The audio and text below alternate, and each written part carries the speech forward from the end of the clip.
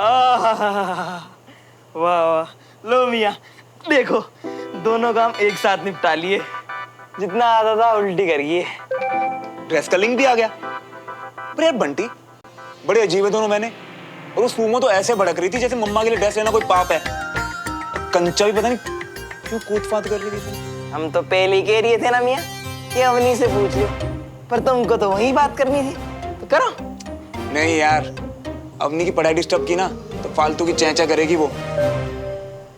और वैसे भी अभी सिर्फ मम्मा इंपॉर्टेंट है, सिर्फ उन्हीं के बारे में सोचना है। पर सुमन का किया, चाचू मियाँ ने तो कह दिया कि वो मुंह नहीं लगेंगे।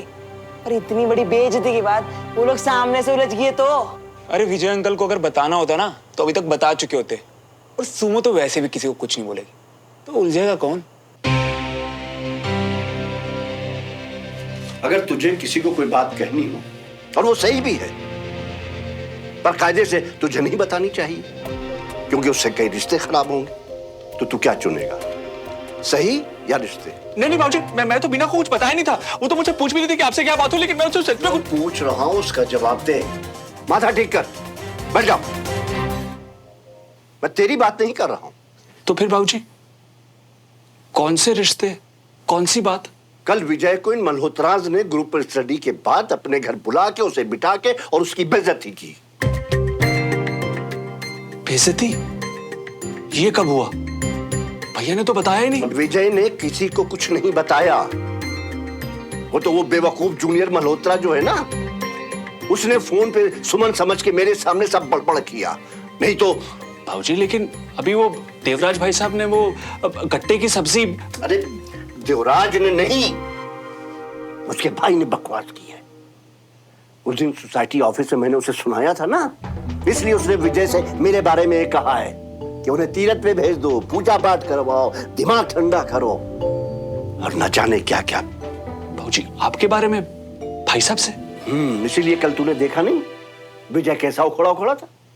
हाँ बाबूजी, मुझे लगा कि वो भाई साहब के पैर में चोट लग गई है, इसीलिए। ये तो हद हो गई।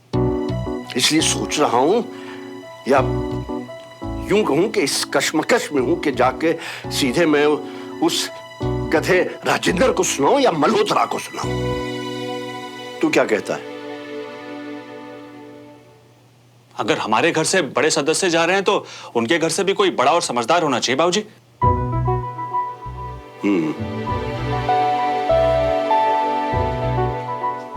मुझे भी यही लगता है, देवराज से बात करनी चाहिए।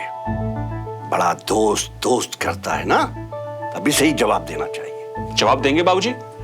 मुझे लगता है कोई गलतफहमी हुई है, वरना लोग तो बहुत अच्छे हैं।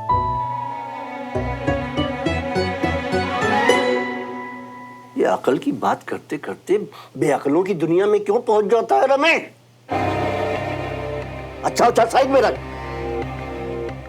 फिलहाल तो मुझे देवराज से बात करनी है।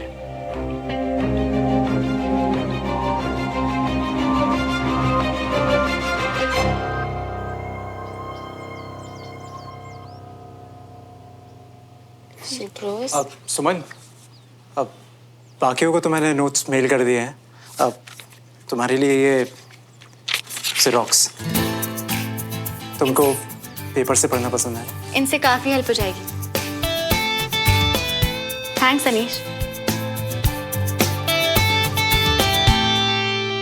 क्या बात है, उधर स्पेशल सरप्राइज, यहाँ स्पेशल नोट्स। हाय, मुझे क्यों नहीं मिलता ऐसे दोस्त? नई ड्रेस के लिए थैंक यू दीदी। बस डमरू भैया, बताया था ना किसे थैंक्स कहना है। इसके लिए भी।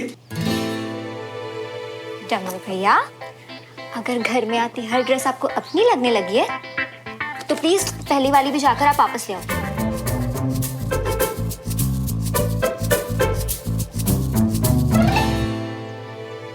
नाम तो तेरा ही है।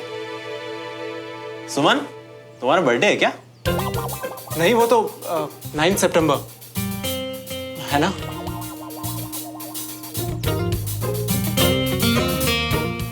फिर तो ये रेड ड्रेस तेरे नाम से, और देख क्या लिखा है। प्लीज माफ कर दो। हाय क्या बड़ी पना है। मुझे नहीं चाहिए ये ड्रेस और ना ही ऐसा बड़ी बना। कम ऑन यार सुमन, इतनी मेहनत कर रहा है बेचारा सिर्फ एक माफी के लिए, तो चुपचाप अपने नखरे छोड़ के खुश नहीं रह सकती क्या? तू रहने दे। तू रहने दे और इसे इधर ला, मैं ही देखती हूँ। अपनी बडी से माफी मांगने के लिए इतना सब कुछ।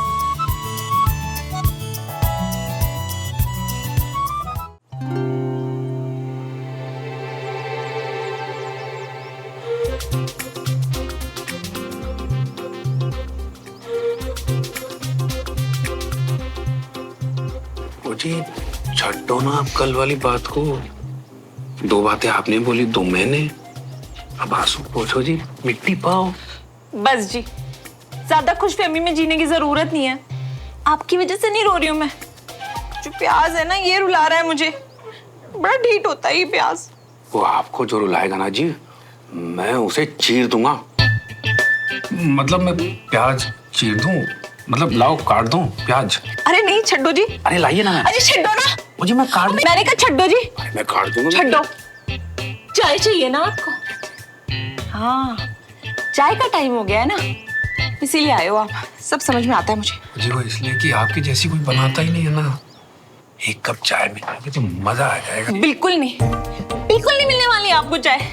जब डांटना होता है ना, तो सबके सामने कैसे भी चिल्ला देते हो मुझ पर, और जब कुछ चाहिए होता है तो ऐसे चुपके से आके मांग रहे हो। इस घर में नौकरानी नहीं हूं मैं।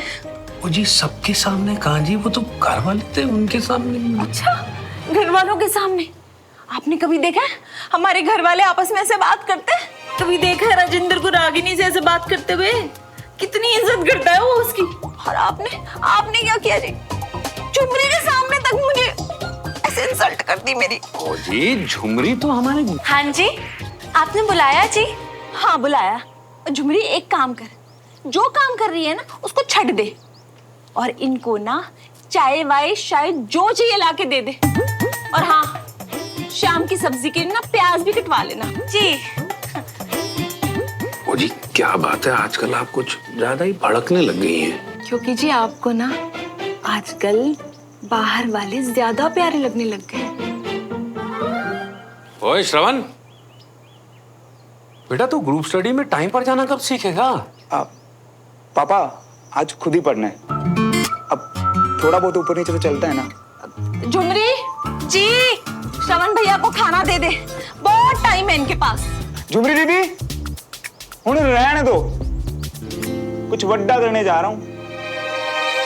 टाइम नहीं है मेरे को। हाँ, देखा जी आपने कैसे नकल उतार रहा है मेरी। बिल्कुल ना, आपसे सीख रहा है, मैं बता रही हूँ। छोटे भाई को मनाना नहीं, बल्कि जी जलाना जानता है मेरा। देखो रुलाता रहता हूँ।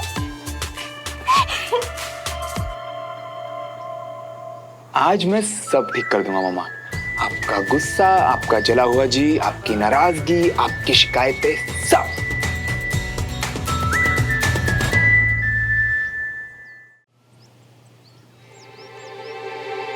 ओए रणवीर सिंह,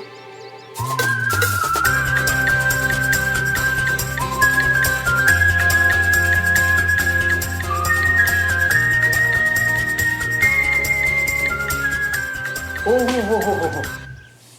लगता है किसी को सजा की बहुत आदत पड़ गई है। आज फिर लेट क्यों? अबे पुच्छल, सजा तो तुझे भगवान ने दी है, ऐसी याददाश्त देकर। आज क्लास नहीं, रिवीजन है बेटे। हो गया, निकल। सुमो,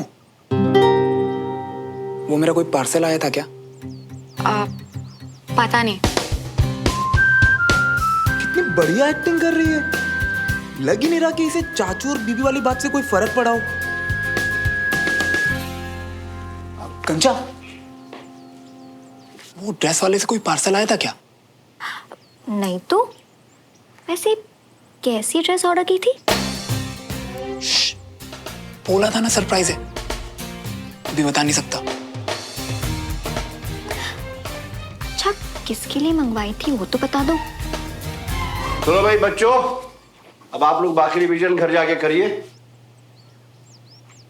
और कल पूरी तैयारी से आइएगा, टेस्ट होगा। ओके? Yes sir. पार्सल वाला तो बोल रहा था घर के पास हूँ, फिर कहाँ वो? और श्रवण, घर पे सब ठीक? पापा, चाचू तंदुरुस्त सब? जूनियर मल्होत्रा से श्रवण, घर वालों का हालचाल चल क्या रहा है? ठीक तो है ना दद्दू? हाँ दादू सर, सब ठीक है। वैसे विजय ने मुझे बताया कि तुम्हारे घर पे क्लास बहुत अच्छी हुई। मैं खुद मिलके तुम्हारे घर वालों का शुक्रिया अदा करूंगा। इतनी सी बात पे इम्प्रेस? सही है। चलो बॉम्ब विस्फोट वाले रूप से तो यही मूड ठीक। डमरू को पार्सल का पता होगा, इससे पूछता हूँ।